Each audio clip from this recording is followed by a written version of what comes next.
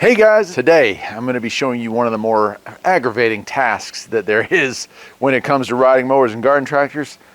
That's installing tire chains. And you want to untangle the mess that you're about to unbox and lay them out behind the tractor. That's going to get you ready. It's going to get everything set up just where you need it. Now we'll back the tractor up about halfway into that mess and we'll be ready to start attaching it. Let's do it. Now notice for a second, if you will, that one side of these chains has a hook and the other side has this very unusual looking clamp. Just to make it easier on yourself, I usually try to keep this to the outside. And you're going to want to lay these out and just cut them as flat and as wide as you can because you're going to back your tires up over it. You want it about centered. When we back it up, if we need to make any adjustments as far as how far to one side or another we need to go, we can do that. Okay, as you can see here, we've got them laid out. They're about lined up, they're about even, and what the next step is to roll the tractor back. Let's do it. Right on. About halfway, about in the center, and we are ready to move on. Now, I do have one thing on my tractor that I bought separately. I didn't make a video of installing it. Actually, I did, but it's a long ago. And that is that. You can kind of see it. It is a rubber. Here's a picture of what it looks like off of it. You do have to remove the tire, but it's a rubber band with 4 pink clips. Those clips will take the tension and get any slack out of these chains once they're on. It's really nice so that it doesn't flop around and make a racket. It really helps. And they were about $8 extra. All right, here we go. And so next step is to drape these chains up and over, and that is what I'm going to do now. This is a pain, especially if we're using ag tires like I'm using here, because as you can see, the chain likes to get caught in the bars of the ag tires, and so it gets a little harder, but we do want to try to get these up and as snug as possible. So just kind of hold on to it with one hand, move the chains up to a good position with the other hand, and you can feel the tension release as I do that. You can see they're still sloppy down there, so I want to pull it up some more. I'm doing that, working back and forth, and I'm getting all the slack, hopefully most of the slack anyway, out of these. The tighter we get this, the less likely it's going to throw a chain.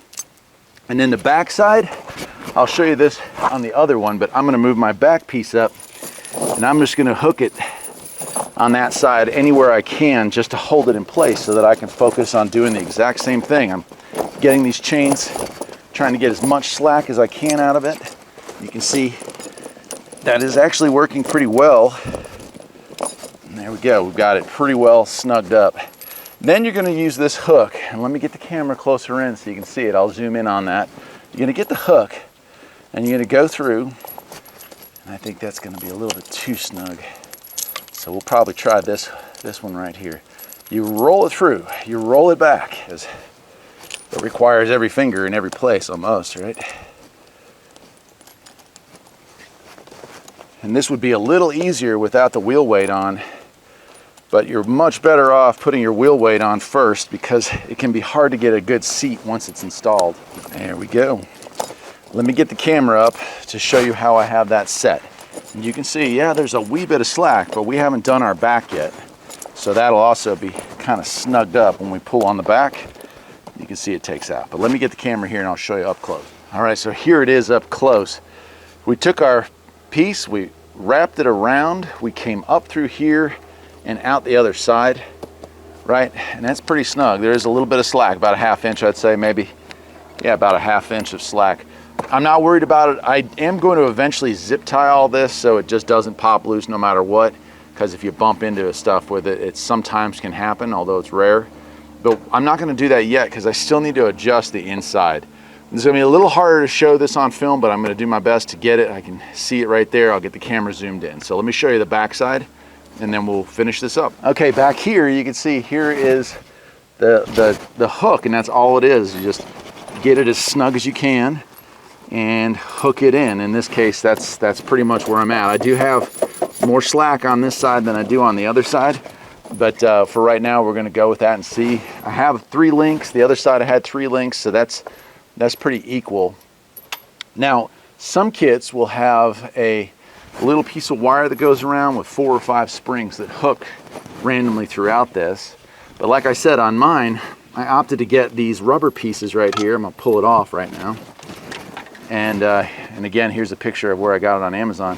But the process is the same. I'm gonna hook in a couple of locations, and the other 2 are gonna be a little harder to do. I'm gonna hook in there, and that is gonna pull these chains tight so they don't do this as they go around.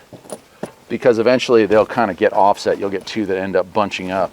With this tension on here, that'll stop that. Make sure everything's snug. It should be. We counted 3 and 3. And then I'll put that spacer on and we will wrap this thing up. There you go. You can see I've got my rubber holder on that side and on that side as well. So that should be it. I'll take it for a test drive.